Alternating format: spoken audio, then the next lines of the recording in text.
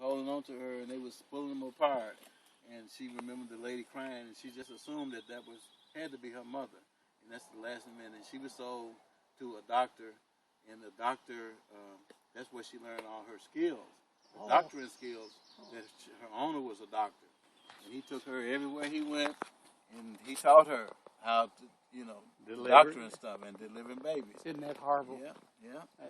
It's a good ending. Yeah, it's a good ending, but it was a horrible. Yeah, it was a horrible time. She said that's the only memory she had with her mother. Yeah. Was her crying, screaming, and crying when they was pulling them apart, on the auction block. Man, it's horrible. Yeah. Yeah, but old Fanny, she had a lot of stories she delivered. I'm sure there's hundreds of people who live in Ashland City right now who their parents or grandparents were delivered by Fanny. That's right. That's the reason I was aware of it. I had a fella out here, and he told me that she was the one that delivered his father. Wow. And that's how the name and everything. Wow, that's a great story. Yeah.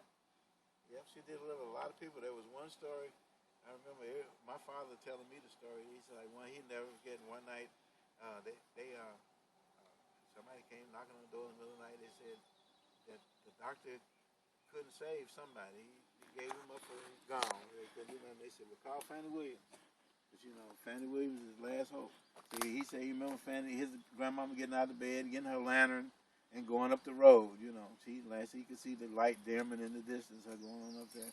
And when she got to the house, the guy was nearly dead, and they say she opened up her little doctor's bag and got out some roots and some berries and some other stuff and mixed them all up and got some salve made and rubbed on the man's head and on his neck and stuff. And the next morning, the man got up and was fine. That's about what we need now, Yeah, too. you're right.